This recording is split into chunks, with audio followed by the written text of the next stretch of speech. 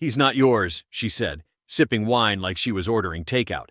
I'd just come back from war, 14 months dreaming of holding my son. Now the nursery was gone, the crib vanished, and my wife of 5 years was shacked up with my battle buddy, the same man I dragged out of enemy fire while bullets tore past us. I hadn't even met my son yet, and they'd already filed for full custody. But then Hank, my quiet neighbor, slipped me a thumb drive. Inside, footage that nuked every lie they'd built their lives on. I may have been gone, but I wasn't out. And what they didn't know was, I came home with more fight than ever. But before we begin, let me know where in the world you're watching from today. It's always fascinating seeing who's joining us from around the world. My name is Jacob Reynolds, and I'm 39 years old. After 14 months in Afghanistan, I'm finally home, though my wife Kristen's silence during my layover sits like sand in my throat. Our neighbor Hank waves from his porch as my cab pulls up, his expression oddly tight. The familiar two-story colonial should welcome me, but the drawn blinds and empty driveway tell a different story. My son Noah, born while I was deployed, should be here with his mother, my wife of 5 years, Kristen.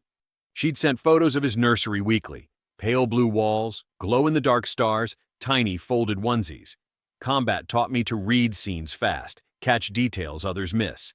Something's wrong here. The house feels like a target, not a home. But let me start from the beginning.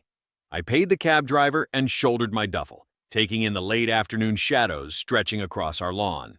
14 months away, and everything looked exactly the same, except different somehow. You know that feeling when something's just slightly off, but you can't put your finger on it? The key stuck in the front door lock for a second. It never used to do that. Inside, the air felt stale, like nobody'd opened a window in days. The entrance hall was darker than I remembered, and quieter. No baby sounds, no welcome home banner, no Kristen. "Hello?" My voice echoed against the hardwood floors. "Kristen? I'm home." The nursery was first on my right, just where it had been in all those photos she'd sent.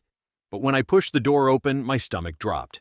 The room was empty, not just empty, stripped bare. No crib, no rocking chair, no glow-in-dark stars on the ceiling, just blank walls and bare floors where my son's room should have been. "Kristen?" This time my voice cracked a little. Down the hall, ice clinked in a glass. She was in the living room, perched on the edge of our leather couch like some kind of statue. A half-empty wine glass dangled from her fingers, and those green eyes I'd dreamed about overseas now looked right through me. "He's not here," she said flatly. "We need space." My duffel hit the floor with a thud. "What do you mean, space? Where's Noah? Where's our son?" She took a slow sip of wine. "I think you should stay in the guest room for now." "Kristen, what's going on? Talk to me." I stepped closer, but she shifted away. "Where's Noah? The nursery's empty. All those photos you sent?" "Things change." Another sip. "We'll figure it out later." "Later? I just got back from a war zone. I haven't even met my own son yet. What's there to figure out?" But she just stared past me, offering vague mumbles about needing time and complicated situations. No real answers, no explanation. Hell, not even a welcome home. Something pulled me toward the garage, maybe that soldier's instinct that keeps you alive in dark places. The door creaked as I pushed it open, and there it was, a black Ford F-150 I hadn't seen in years. Travis's truck. My old platoon mate's pride and joy, parked right where my Jeep used to be. "The guest room's made up," Kristen called from behind me. "Your things are already in there." I stood there for a long moment, staring at that truck, while memories from Afghanistan played through my head. Travis and me sharing rations, Travis watching my six during patrol, Travis swearing he'd always have my back. The guest room felt like a cell. My clothes were stacked in neat piles on the twin bed. She must have boxed them up weeks ago.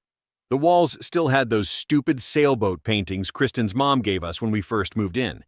I was hanging my uniforms in the closet when someone knocked.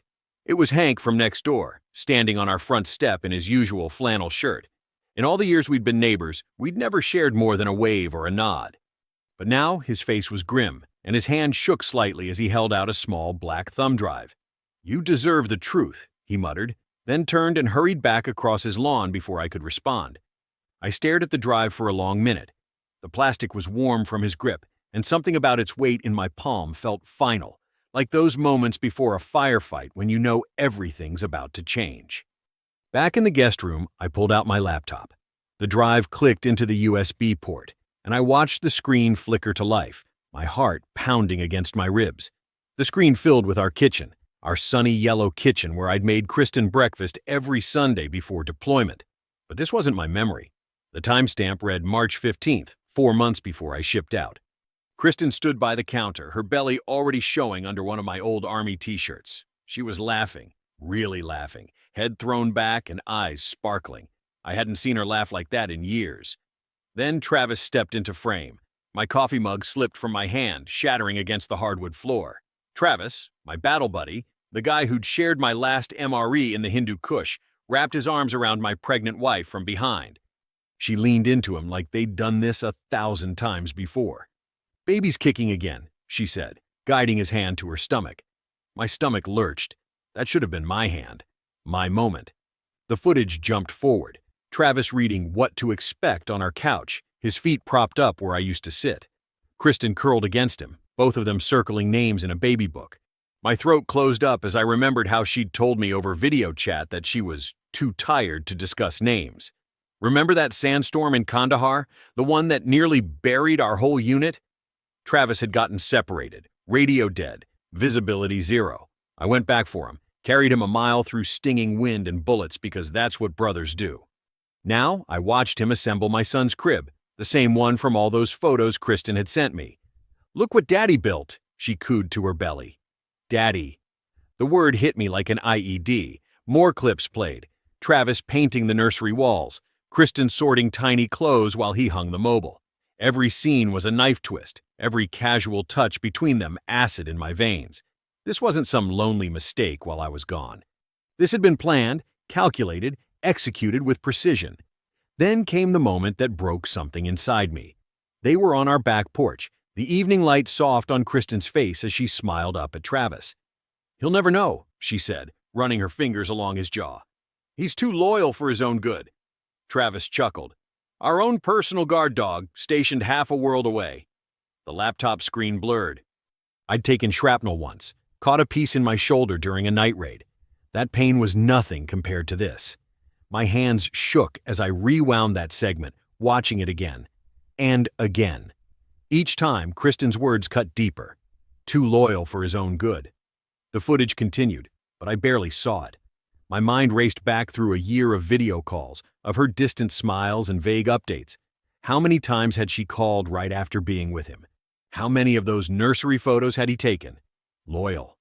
The word tasted like ash now. 14 months in hell, taking extra patrols, volunteering for the worst missions, anything to earn enough combat pay to give my family a better life. To give my son? Noah. The name caught in my throat. My son. The little boy I dreamed about holding, teaching, protecting. Was he even? The question rose like bile, but I couldn't finish it. Wouldn't. I gripped the edge of the desk until my knuckles went white, whispering one word. Noah.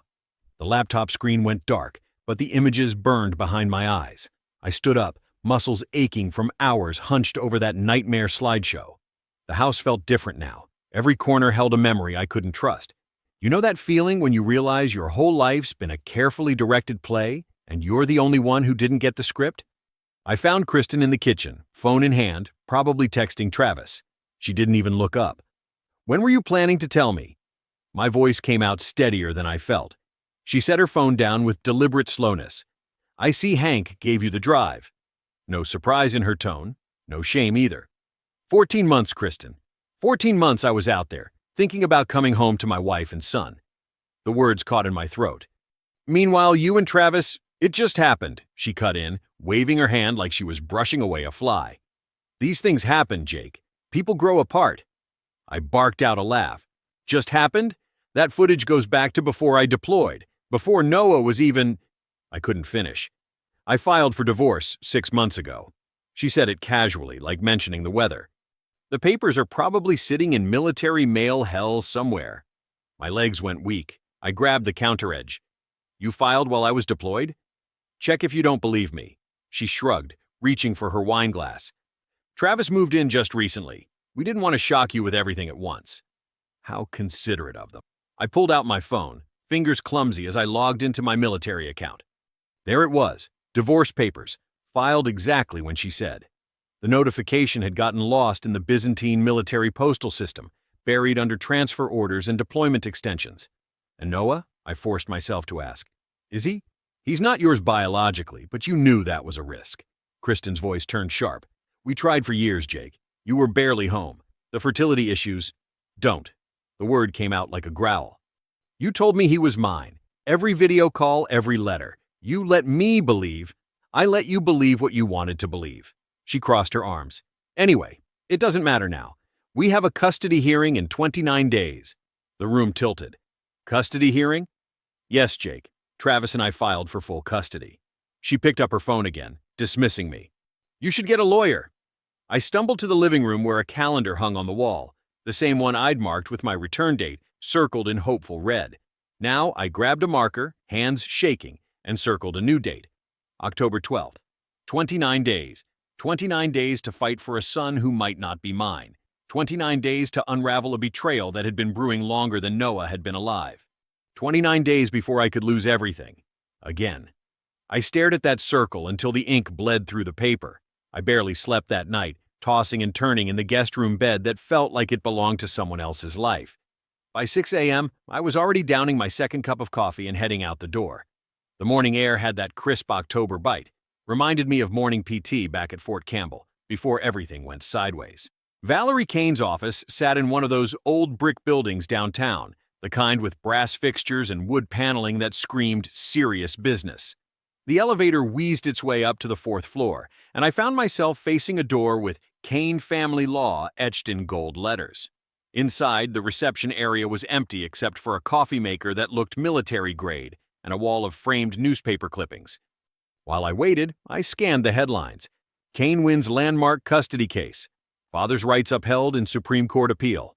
Each one told the same story. Valerie Kane didn't just win cases, she demolished opposition. Mr. Reynolds? A sharp voice cut through my thoughts. I turned to find a woman in her early 50s studying me like I was a tactical problem to solve. Her silver-streaked hair was cut in a no-nonsense style, and behind her glasses, those piercing brown eyes missed nothing. I'm Valerie Kane. Come in. Her office was exactly what you'd expect from someone who'd seen every dirty trick in the divorce playbook. Organized chaos of case files, legal texts, and what looked like 3 different coffee cups in various stages of emptiness. Tell me everything, she said, settling behind her desk. Start with when you deployed.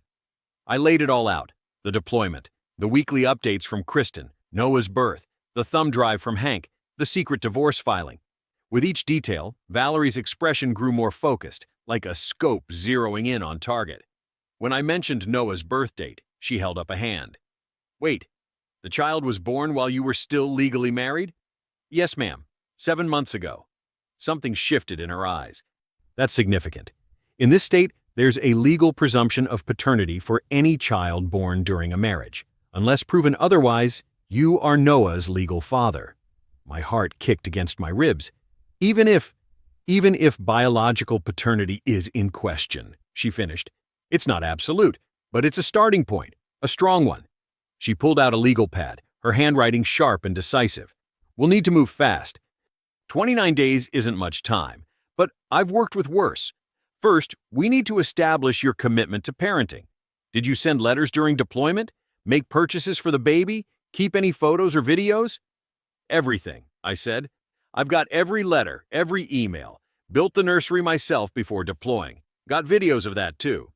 Good. She made another note. What about… Her office phone buzzed. Ms. Kane, there's a Mr. Harrison on line 1. Says it's regarding Reynolds. Valerie's eyebrows lifted. Already? Put him through. She hit the speaker button. Kane here. Ms. Kane. The voice oozed professional courtesy. David Harrison representing Kristen Reynolds. I trust you've been retained by Mr. Reynolds? I have. What can I do for you, David? Given the circumstances, we're requesting Mr. Reynolds submit to a psychological evaluation. Standard procedure, considering his recent combat deployment. My jaw clenched. Valerie shot me a warning look. We'll take it under advisement, she replied smoothly. I assume you'll be providing the name of your proposed evaluator? Of course. You'll have it this afternoon. Wonderful. And I assume you won't object to Mrs. Reynolds undergoing the same evaluation, given her documented outbursts toward the child? A pause. What outbursts? Oh, you haven't seen the footage? I'll have my office send it over. Anything else? The line went dead. Valerie's lips curved in a slight smile. They're going to paint you as unstable, she warned, her expression turning serious. Brace yourself. I spent that night digging through storage boxes, pulling out every scrap of evidence that showed I'd been ready to be Noah's father. The spare bedroom looked like a paper bomb had gone off. Deployment letters scattered across the bed, printed emails stacked on the nightstand, and a whole folder of online receipts for everything from that maple rocking chair to the tiniest pair of combat boots you've ever seen. You know those moments when memory hits you like a punch to the gut? Finding that confirmation email for those boots nearly took me down. Look at these, I told Valerie the next morning, spreading out the timeline we'd built. I wrote her twice a week minimum. Every single letter mentions Noah, the nursery, our plans. Valerie nodded, adding sticky notes as she went. Good. These show clear intent and commitment. What about the gifts? Started ordering stuff the day after she told me she was pregnant. I pulled up my Amazon history. Crib, changing table, that special bedding she wanted. Even had my squad help me record bedtime stories so he'd know my voice. Perfect. Now, about this psychological evaluation. She leaned back, studying me over her glasses.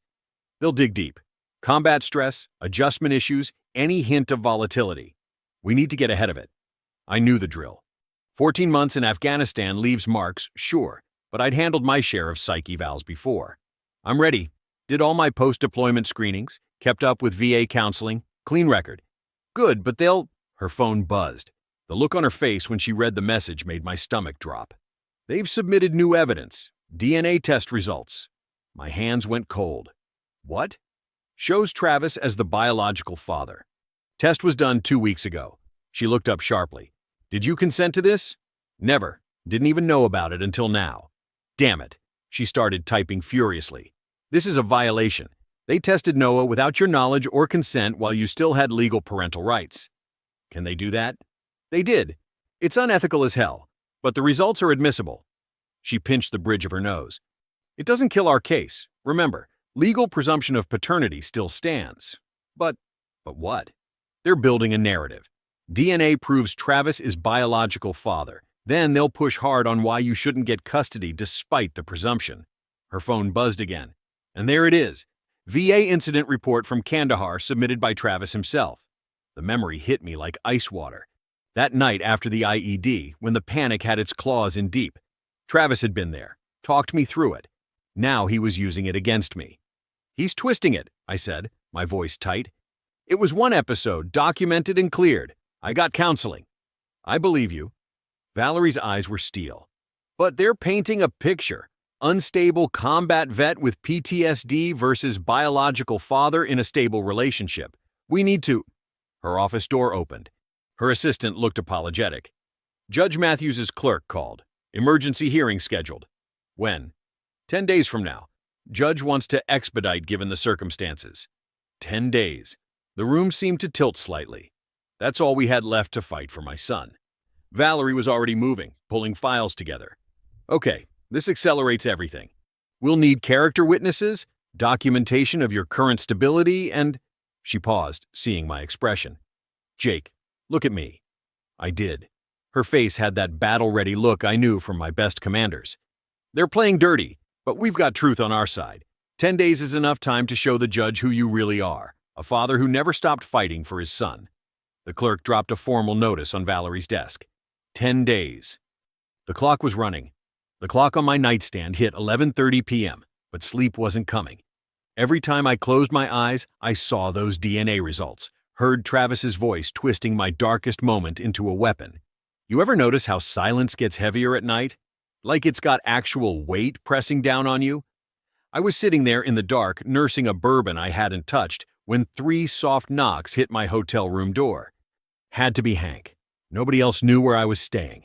Sure enough, there he stood in the hallway, looking even more uncomfortable than usual in his flannel shirt and worn jeans. Sorry for the hour, he mumbled, glancing down the empty corridor. But you need to see this. He held out another thumb drive, identical to the first one that had blown my world apart. My hand shook slightly as I took it. More security footage? He nodded grimly. From my backyard cameras. I I should have shown you sooner, but he trailed off, shoulders hunched with guilt. Come in, I said, but he shook his head. Better if I don't. Just watch it. All of it. He turned to go, then paused. Jake, I served too, you know. Different war, different decade. But I know what it means to come home to lies. The door clicked shut behind him. For a long moment, I just stood there, turning the drive over in my hands. Remember those old EOD training sessions? How they taught us that the scariest bombs were always the ones you could see clearly? This felt like that. Too exposed, too deliberate not to be devastating. My laptop hummed to life.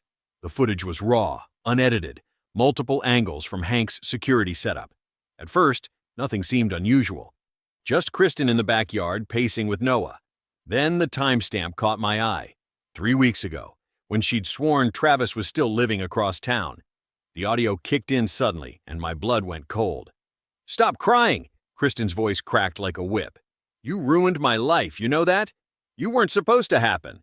She was holding Noah too tight, shaking him slightly as she ranted. If your father hadn't been so damn insistent about having a family? My stomach clenched. Noah's wails got louder, and Kristen's face twisted into something I'd never seen before. Pure rage. Shut up! Travis is your father now, understand? Jake doesn't exist anymore. He's... She broke off as a door slammed somewhere off camera. Travis's voice. Babe, where are you? The transformation was instant. Kristen's face smoothed into that perfect mask I'd come to know so well. Out here, honey. Just giving Noah some fresh air. But it wasn't just the abuse that made my hands shake as I rewound and replayed the clip. It was the timestamp. Travis's truck was clearly visible in my old garage spot. They'd been living together weeks before they claimed, while she was still legally my wife, while Noah was still legally my son. I didn't sleep that night. How could I? Instead, I sat there replaying those few minutes of footage until the sun came up, each viewing revealing new layers of betrayal, the calculated lies, the timeline manipulation, the way Kristen could switch from rage to sweetness in a heartbeat. When I showed up at Valerie's office at 7 a.m., she took one look at my face and cleared her morning schedule. We watched it together in her conference room, the blinds drawn against the early light. Jesus Christ, she whispered when it finished. Her normally sharp features had gone soft with shock. Play it again. We did. 3 more times. Each viewing, Valerie's expression grew harder, more focused. She started taking notes, muttering timestamps and legal statutes under her breath. This could be our torpedo, she said finally, pausing on a clear shot of Travis's truck. They submitted sworn statements about when he moved in. This proves they lied to the court. She looked up at me, eyes blazing. And the abuse? Jake, this changes everything. I gripped the edge of the conference table, trying to steady myself. Will it be enough? Combined with the illegal DNA test? The manipulated VA records? A slow, fierce smile spread across her face. Let's burn their whole timeline down. I sat in Valerie's office the next morning, watching her spread documents across her desk like she was planning a military campaign. Phone records, lease agreements, credit card statements. She'd subpoenaed everything she could get her hands on within 24 hours. Look at this, she said, tapping a highlighted section. Travis's old apartment lease ended 3 months ago, but in their sworn statement, they claimed he moved in just 6 weeks back. Her finger slid to another document. And here, his cell phone pings consistently from your address starting way before that. I leaned forward, squinting at the maze of dates and times. The familiar weight of tactical planning settled over me, like mapping convoy routes, but with paper trails instead of IEDs. They got sloppy. Extremely. Valerie's smile was sharp. People who think they're untouchable usually do. She pulled out another stack. Their whole timeline's falling apart. Witness statements from 3 neighbors confirmed Travis's truck was parked in your garage regularly, months before they admitted. My throat tightened. What about Kristen's lawyer? Already scrambling. Valerie's laugh was cold. They're trying to revise their statements, claim confusion about dates, but the original sworn documents are on record. She started drafting a motion to enter Hank's security footage into evidence. Between this and the illegal DNA test, we've got them cornered. I should have felt triumphant. Instead, exhaustion hit me like a sandstorm. While Valerie worked, I retreated to her office's small conference room to write my personal statement for the judge. The words came slowly, painfully, I bought his first books while dodging mortars in Kandahar, I wrote. Ordered a custom mobile with stars and planes that matched the nursery. Learned lullabies during night watch. Every spare moment between missions, I was planning his future. The pen shook in my hand. Memories flooded back. The way I'd practiced holding a swaddled blanket during downtime, how my squad had teased me about humming Twinkle Twinkle during patrols. I'd been so sure, so dedicated to being the father I never had. DNA doesn't make a father, I continued. Love does. Commitment does. I chose Noah before he was born, and I choose him now. By evening, the weight of it all finally broke me. I found myself standing in the empty nursery, staring at the faint outline where the crib had been. The walls still showed brighter squares where I'd hung pictures, all gone now, probably stuffed in some box in Travis's new place. My fingers traced a small mark near the doorframe. I'd put it there myself, testing the height for a growth chart. Planned to mark Noah's progress year by year, just like my grandfather had done for me on his old farmhouse door. The memory of his calloused hands measuring my height every birthday hit hard, and something inside me cracked. The first sob caught me off guard, then another. Soon I was on my knees, shoulders shaking with the force of everything I'd been holding back. All those months in the desert, dreaming of this room, of the little boy who would grow up here. Now it was empty. Just like me. I don't even know if he'll remember me. I'd seen my share of battlefields, but nothing prepared me for the sterile warfare of Courtroom B. The morning light filtered through tall windows, casting long shadows across the polished wood and stern faces. Kristen sat at the opposite table, perfectly composed in a cream blazer that probably cost more than my entire suit. Travis lounged beside her, wearing the same cocky grin I remembered from basic training. You know that moment before a firefight when everything goes quiet? That's what it felt like when Kristen took the stand. Noah is my world, she testified, her voice soft and practiced. I've been his primary caregiver since birth, nursing him, reading to him. She went on about developmental milestones and pediatrician visits, painting herself as Mother of the Year. The judge nodded, taking notes. Then came the curveball. Jake was distant during my pregnancy, Kristen said, dabbing at her eyes with a tissue. He seemed more interested in deployment than doctor's appointments. I felt so alone. My jaw clenched. I'd video called into every appointment I could, working around mission schedules and time zones. Valerie squeezed my arm, a silent warning to keep my cool. Travis took the stand next, oozing confidence. I've been there for Noah since day one, he declared. Changed his first diaper, helped with midnight feedings. He threw me a look that made my blood boil. Some men are just natural fathers. I almost laughed. This coming from the guy who'd frozen up during our first firefight, who'd needed me to drag him to cover twice in Kandahar. But then Valerie stood up, and the temperature in the room dropped 10 degrees. She approached the podium like a sniper taking position. Mrs. Reynolds, she began, her voice deceptively gentle. Could you confirm the date Travis moved into your home? 6 weeks ago, Kristen answered smoothly, after Jake returned. Interesting. Valerie held up a document. Because I have Travis's apartment lease termination from 3 months ago, and his cell phone records show consistent overnight stays at your address starting even before that. Kristen's perfectly maintained expression cracked. Just slightly. And this security footage, Valerie continued, gesturing to the screen now displaying Hank's first video, shows Travis moving furniture into your garage 4 months ago. Would you like to revise your statement? The judge leaned forward, frowning. Kristen's lawyer jumped up with objections, but Valerie was already moving to her next point. Let's discuss the DNA test, she said. The one performed without my client's knowledge or consent, while he was serving his country overseas. She produced another document. A clear violation of parental rights, Your Honor. Travis shifted in his seat. I'd seen that look before, right before he'd crack under pressure in the field. But perhaps most concerning, Valerie said, her voice hardening, is this footage from 2 months ago. The second video played. Kristen's screaming face filled the screen. You ruined my life. The sound of Noah crying pierced the courtroom. Turn it off, Kristen snapped, but the damage was done. The judge's pen had stopped moving. Valerie walked the court through the timestamps, methodically destroying their timeline. With each point, Travis's confident posture deflated. Kristen's lawyer frantically whispered in her ear. So, which is it, Mrs. Reynolds? Valerie asked. Did Travis move in 6 weeks ago, as you testified under oath? Or was he living there months earlier while sending my client photos of a nursery you'd already planned to dismantle? Kristen's face went white. The judge removed his glasses, rubbing his temples. And Mr. Holbrook, Valerie turned to Travis. Would you care to explain the discrepancies in your VA documentation? Because we've subpoenaed your complete service record, and the dates don't match your benefits claims. Travis's cocky grin vanished completely. He looked like he might be sick.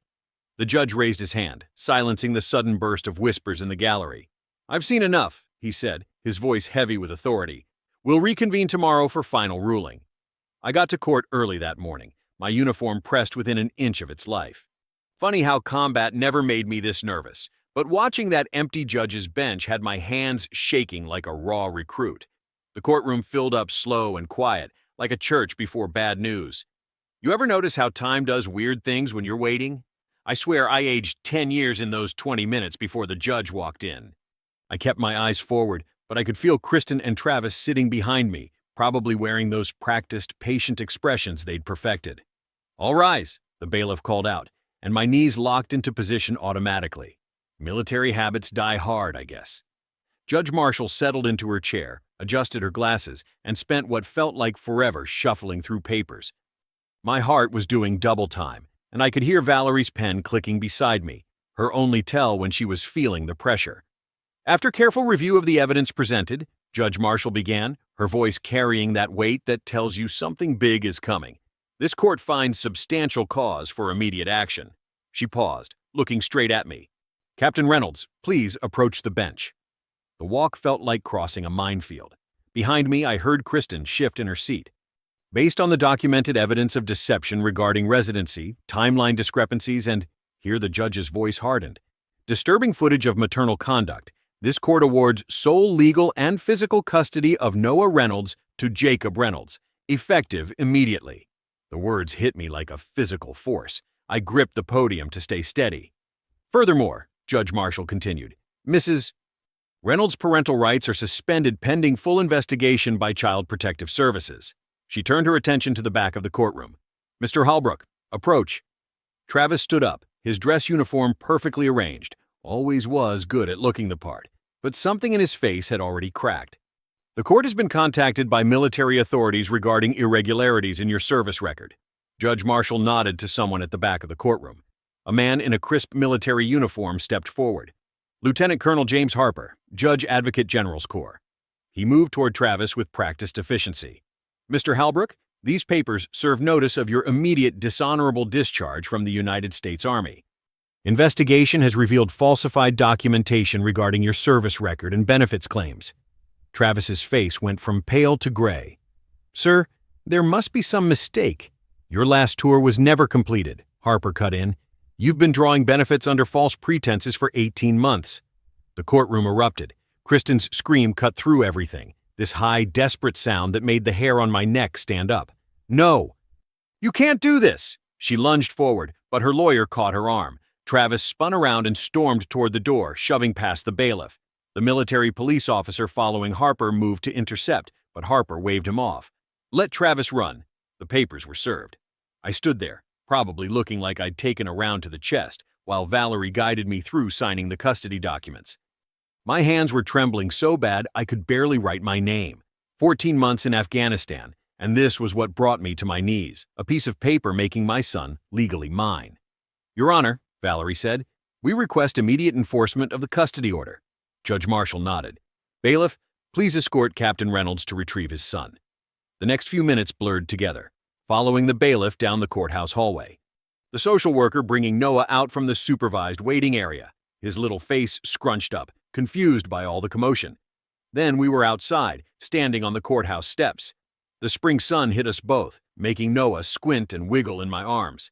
I adjusted him carefully, shielding his eyes, and felt him relax against my chest. It took 3 days to get the house keys back from Kristen. Her lawyer handed them over like they were radioactive, probably worried I'd snap or something. But when I finally walked through that front door again, the place felt hollow. Empty hangers in the closet, bare spots on walls where photos used to hang. Even the air smelled different. No trace of her perfume or Travis's cologne.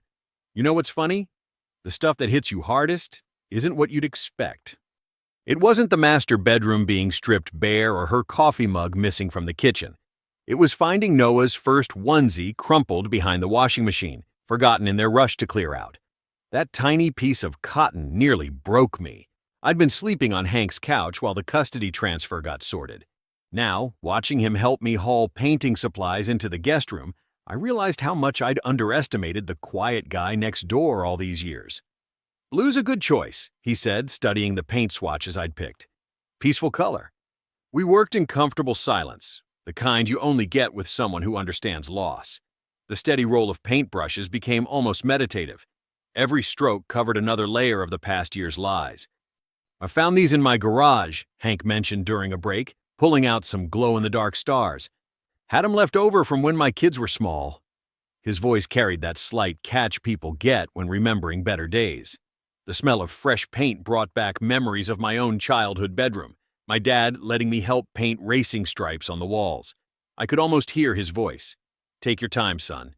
"Do it right." My phone buzzed. Valerie checking in. "Travis's discharge is official," she texted. "Benefits terminated, service record marked. He's basically unhireable in any military-adjacent field." I set the phone down without responding. Revenge should taste sweeter than this, shouldn't it? But all I felt was tired. Bone-deep tired. The crib came next. Not the fancy one from the photos Kristen had sent. That was long gone with everything else. This one was solid maple, secondhand but sturdy. Hank helped me carry it upstairs piece by piece. "Need a hand with assembly?" he asked. I shook my head. "Thanks, but I need to do this part myself." He understood. Squeezed my shoulder once and headed home, leaving me with scattered parts and an instruction manual that might as well have been written in Sanskrit. Noah was with the court-appointed supervisor for the afternoon. In the quiet, I could hear every creak of the house settling, every metallic clink as I sorted through hardware. The manual said, "Two-person assembly recommended," but I'd rebuilt vehicles under fire in Afghanistan. A baby's crib shouldn't be beyond me. The work kept my hands busy while my mind wandered. What would I tell Noah when he's older? How do you explain to a kid that sometimes the people who should love you most can cut you deepest? Around midnight, the supervisor dropped Noah off. He was fussy, overtired from the strange schedule. I walked him around the half-finished nursery, his little head heavy on my shoulder. "See those stars up there?" I whispered. "Mr. Hank gave those to us. They'll help keep the dark away." He hiccuped a few times, fighting sleep. Then those tiny fingers curled into my shirt, and something in my chest unclenched. "I know everything's different now," I told him, "but I promise you this, I'm not going anywhere, not ever again." He finally drifted off, but I kept holding him, watching his peaceful face in the dim light. When I laid him in the temporary bassinet, he stirred and whimpered. "Shh," I soothed. "Daddy's right here." Back to the crib assembly. Hours ticked by, marked only by the quiet click of metal parts coming together. My hands remembered things my mind was too tired to process, the familiar motions of building something solid from scattered pieces. The sky outside was just starting to lighten when I tightened that final bolt. Dawn broke through the window, catching the glow-in-the-dark stars we'd stuck to the ceiling. They looked like tiny promises, watching over us both. The appeal notice arrived 3 weeks after the custody ruling. I found it stuffed between junk mail and a baby formula coupon, Kristen's last shot at overturning everything. Her lawyer claimed new evidence. Valerie called within the hour. "Don't lose sleep over this," she said. "The judge won't even grant a hearing. Her credibility's shot." She was right. The appeal got denied faster than an R&R request in combat. Kristen tried showing up at the house once after that, but Hank's security cameras caught her before she made it past the mailbox. The restraining order I'd filed meant she had to stay 500 feet away. She left without a scene. Travis? He vanished like smoke. His apartment cleared out overnight, truck gone. Someone said they spotted him at a VA office 2 counties over, trying to salvage his benefits. Good luck with that. The local paper ran a small piece about allegations of military benefit fraud, but I didn't read past the headline. You know what's funny about trauma? The way it sharpens some memories while blurring others. I couldn't tell you what I ate last Tuesday, but I remember exactly how Noah's face lit up the first time he grabbed his own bottle, or the specific shade of purple the sky turned during our 5 a.m. walks when he was colicky. Those early days fell into a rhythm that felt like learning a new language. Bottle temperatures, burping techniques, The difference between hungry cries and tired ones. My combat training kicked in weird ways. I'd catch myself doing perimeter checks during diaper changes, scanning for threats while mixing formula. "You're getting good at this," Hank commented one morning, watching me juggle Noah and a grocery bag. The compliment caught me off guard. Was I? Most days still felt like fumbling in the dark, but slowly, surely, the house started feeling less like a war zone. Noah's laugh echoed down hallways that used to feel haunted. His toys scattered across floors where I once paced in anger. Even the empty spaces began filling with new memories. First crawl attempts, wobbly sitting-up victories, the way he'd babble at his reflection in the living room window. Remember those old army cadences about putting one foot in front of the other? Turns out they work pretty well for civilian life, too. Wake up, feed Noah, playtime, nap schedule, tummy time, bedtime routine, repeat. Some days were harder than others, but each one felt a little steadier than the last. The media circus around Travis's fraud case flared up occasionally. Veterans groups called for investigations. Someone leaked his falsified deployment records. But I kept Noah's world small and quiet. Our battles now were simpler. Getting him to sleep through thunderstorms, finding the right teething toys, mastering the art of one-handed coffee drinking. That brass nameplate, though, I'd ordered it weeks ago, right after the custody ruling. It arrived on a Tuesday morning while Noah was napping. The package sat unopened on the kitchen counter for hours while I second-guessed myself. Was it too soon? Too permanent? Too much like marking territory? But holding that heavy metal in my hands, tracing the engraved letters with my thumb, it felt right, like the weight of a promise. I waited for Noah to wake up before installing it. He watched from his bouncer on the porch, chewing on Sophie the giraffe while I measured and marked the drill points. The late afternoon sun caught his wispy hair, turning it golden. The drill bit went through the old postwood like butter. 4 precise holes, 4 brass screws. Simple enough job, but my hands shook a little. Funny how the smallest tasks can carry the most meaning. "What do you think, buddy?" I asked Noah, stepping back to check the alignment. He responded by dropping Sophie and giving me his biggest drool-covered grin. The brass plate caught the sunlight just right, making those engraved letters stand out sharp and clear.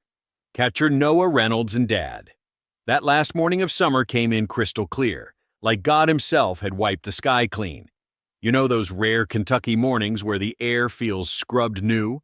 Where even the birds sound like they're singing something important. Yeah, it was one of those. I'd gotten pretty good at the morning routine by then. Noah, fed and changed, watching me with those alert blue eyes while I strapped him into the stroller. He had this way of studying everything I did, like he was taking mental notes. Might have been my imagination, but I swore he was starting to mirror my expressions, especially that little furrow between his eyebrows when he was thinking hard about something. The flag above our porch snapped in the breeze. A new one I'd put up last week. The old one had too many memories tangled in its threads. Sometimes a fresh start needs fresh symbols, right? Even the brass nameplate looked different in that morning light, like it had always belonged there. Remember those first awful days after coming home? When every corner of the house felt booby-trapped with betrayal? Now the wounds were scarring over, not gone. You don't forget that kind of pain, but different. Like battlefield scars that remind you what you survived. Mrs. Chen from across the street waved as she collected her paper. "Looking handsome today, Noah," she called out. He responded with his signature drool smile, the one that could melt steel. The neighborhood had rallied around us in their quiet way. Casseroles appeared on rough days. Someone always brought our trash bins in if I forgot. Little kindnesses that added up. Hank stood in his driveway, pruning shears in hand. Our eyes met, and he gave that slight nod, the one that carried more weight than 1,000 words. Without those security drives, without his silent watchfulness, well, some debts you can never repay. You just pay them forward. I paused at the mailbox, letting Noah reach for a dandelion growing through a crack in the sidewalk. The morning sun caught his fine hair just right, turning it to spun gold. My chest tightened with that familiar mix of love and fierce protectiveness. DNA test be damned. This was my son. You want to know the real kicker about betrayal? It's not just the lies that gut you. It's how they make you question every memory, every moment you thought was real. But standing there, watching Noah discover his world one dandelion at a time, I realized something. Sometimes the worst betrayals lead you to your truest path. The brass nameplate caught another flash of sunlight. Catcher Noah Reynolds and Dad. Simple words that said everything. Not about blood or biology or legal papers. About choice. About showing up every day through teething and tantrums and 3 a.m. fevers. About building something new from the ashes of what burned. I knelt down and pressed my lips to Noah's forehead, breathing in that baby-sweet smell that somehow always calmed the storm in my chest. He grabbed my nose with his chubby fingers, our little morning game. My eyes stung, but not from pain this time. The truth hit me there by that mailbox, as clear as that Kentucky morning. My blood doesn't make him mine. My choice does. I believe stories like this find us for a reason. If this one touched you, please subscribe. I share a new one every day, and tomorrow's might be the one your heart's been waiting for.